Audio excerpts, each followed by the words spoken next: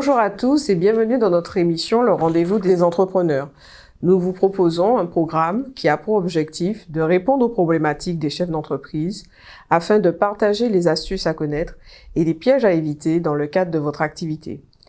Pour cette émission, nous avons choisi d'aborder la problématique des impôts payés par votre entreprise, chef d'entreprise. Quel impôt payé par votre entreprise ? Pour en parler sur ce plateau, nous recevons Monsieur Christophe Louis-Julie, avocat fiscaliste. Bonjour Monsieur Louis-Julie. Bonjour Madame Joseph. Bienvenue sur notre plateau, nous sommes heureux de vous accueillir. Merci beaucoup, je suis très heureux d'être présent. Merci de m'avoir invité. Est-ce que vous pouvez vous présenter en quelques mots ?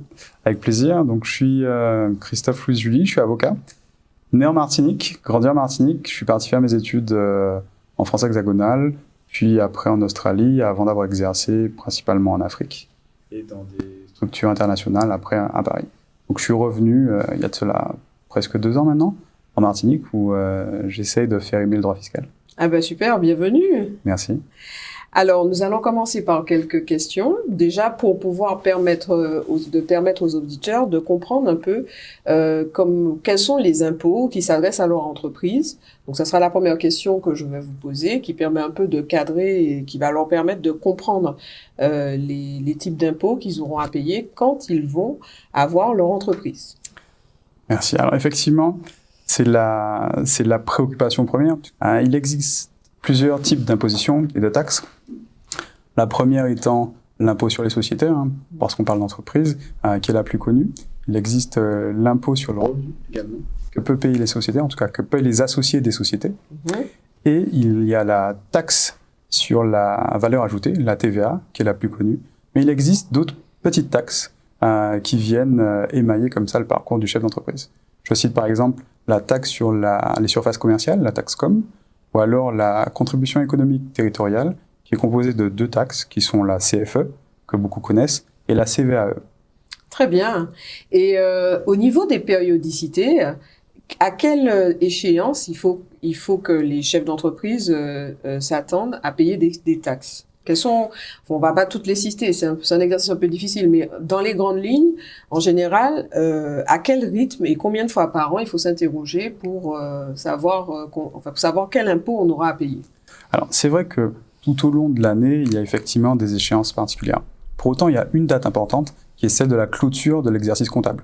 C'est la date qui va déclencher le paiement, en tout cas la déclaration de certains impôts et certaines taxes, notamment l'impôt sur les sociétés, qui a déclaré dans les 3 mois de la clôture, la taxe sur la valeur ajoutée, la TVA, donc qui a déclaré dans la même périodicité, avec une particularité, c'est qu'il y a le versement d'acomptes provisionnels, qui sont de 55%, 40%, avec un solde à payer. Donc l'IS fonctionne un peu sur le même principe, avec des acomptes semestriels à verser, non, pas semestriels, trimestriels à verser à l'État. Donc généralement c'est le 15 mars, ça commence le 15 mars quand l'entreprise ou la société clôture son bilan au 31/12, tout à fait. Un chef d'entreprise crée son activité. Est-ce que le fait de choisir une structure juridique plutôt qu'une autre, ça aura une influence sur l'impôt qu'il va payer dans son entreprise ? C'est une excellente question, effectivement, parce que le choix de la structure juridique va conditionner tout un tas de choses.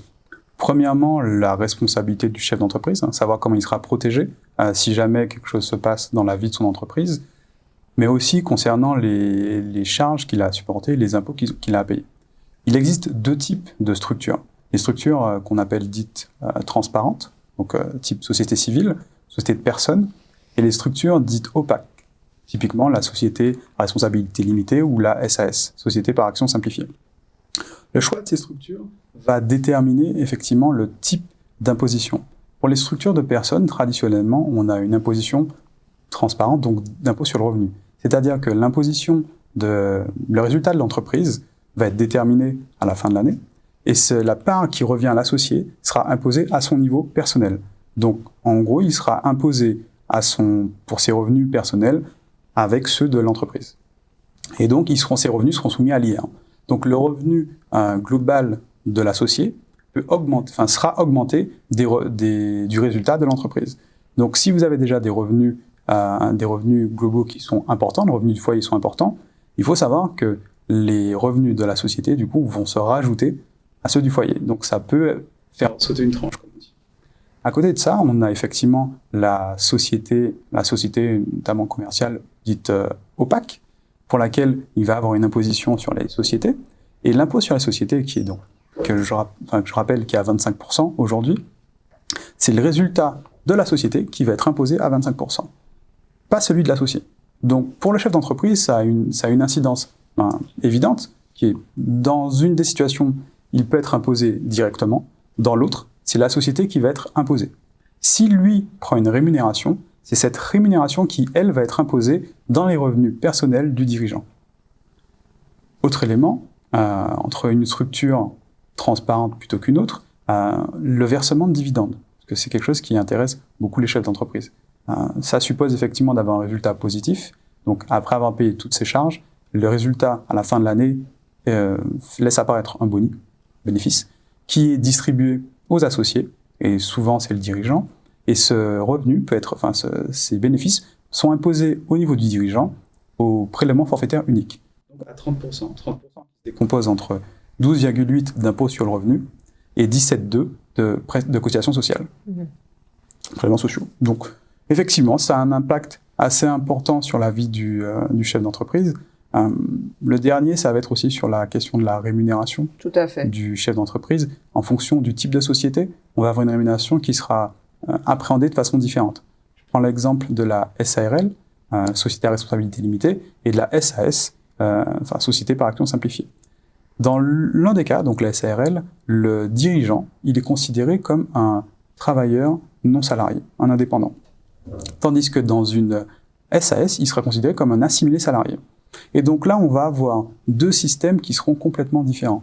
C'est-à-dire que dans un cas, on a un dirigeant qui est un travailleur indépendant, donc qui est soumis à des cotisations sociales des indépendants, l'ancien RSI, et dans l'autre cas, on aura le dirigeant qui sera assimilé salarié, et donc qui sera, si je puis m'exprimer ainsi, assimilé donc un salarié, et qui verra sa rémunération imposée à la fois au titre des cotisations salariales, mais aussi patronales.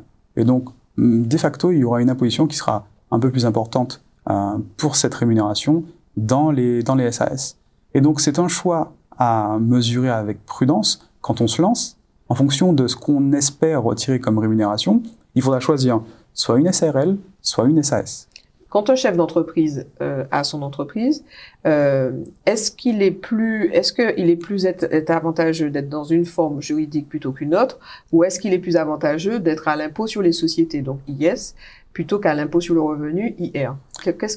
Quel est l'arbitrage et quelle est la démarche qu'il faut avoir dans cet arbitrage? Excellente question, mais en fait, je vais vous faire une réponse d'avocat, oui. Et je vais vous dire, ça dépend. Ça dépend de la situation dans laquelle se trouve le chef d'entreprise et ça dépend de son intention. Est-ce qu'il veut payer moins d'impôts parce qu'il a des investissements à réaliser, ou alors est-ce qu'il veut payer moins d'impôts par rapport à sa situation personnelle et par rapport à sa rémunération? En fonction de son intention, de son objectif, il va arbitrer entre une société à l'IS ou une société à l'IR. Alors, c'est une question qui revient souvent chez les chefs d'entreprise. Ils veulent savoir, mais quels sont les documents qui vont permettre de connaître l'imposition de leur entreprise? Il s'agit des documents comptables qui sont édités par l'expert comptable, et je ne vous apprends rien, oui. Chère Géraldine. Tout à fait. Les documents comptables et l'alias fiscal sont les documents les plus importants, comme j'ai dit, qui sont réalisés, ils sont certifiés par l'expert comptable et transmis à l'administration. C'est ce qui va permettre à l'administration fiscale de s'assurer que le bénéfice réalisé par l'entreprise va être taxé et va être taxé correctement.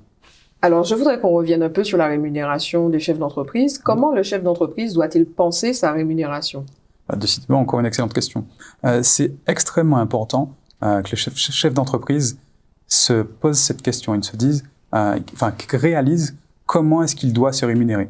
C'est parce que généralement, ce qu'on observe, c'est que le chef d'entreprise, pris dans le déroulement de ses activités, si vous me permettez l'expression, il a la tête dans le guidon, du coup, il ne se pose pas la question de savoir comment est-ce qu'il se paye. C'est plutôt quand il a des charges, quand il a des besoins, qu'il va prendre une rémunération, et là, à la fin de l'année et l'année suivante, il va se dire, mince, j'ai un surplus d'imposition. Et c'est souvent dans ce genre de situation qu'on entend, qu'on a des chefs d'entreprise qui me disent je paye trop d'impôts. La question, en fait, l'idée, c'est d'aborder les choses différemment et de penser la rémunération. Il faut distinguer différentes étapes dans la vie de l'entreprise. Il y a la création, où là, effectivement, généralement, le chef d'entreprise n'a pas d'idée de savoir combien est-ce qu'il peut se rémunérer.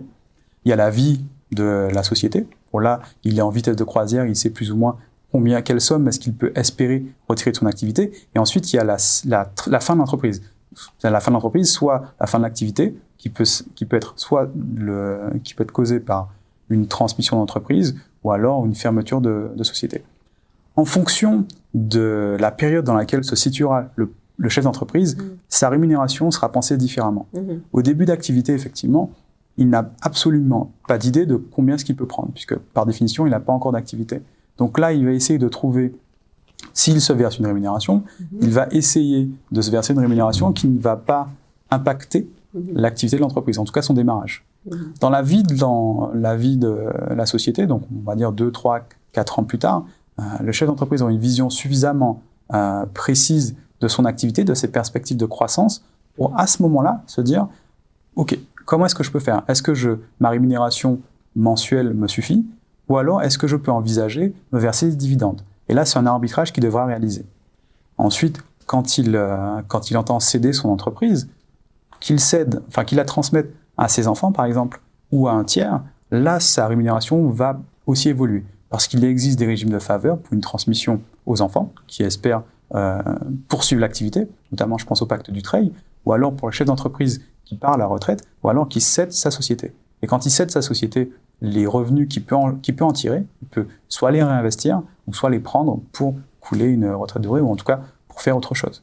Mais en fonction de l'étape à laquelle se situe l'entreprise, effectivement, sa rémunération doit être pensée différemment.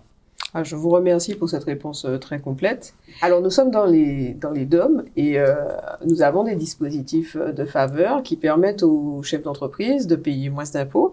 Est-ce que vous pouvez nous expliquer dans les grandes lignes les dispositifs qui sont les plus courants? Bien sûr, on ne pourra pas entrer dans le détail sur cette question, mais au moins nous donner les grandes lignes.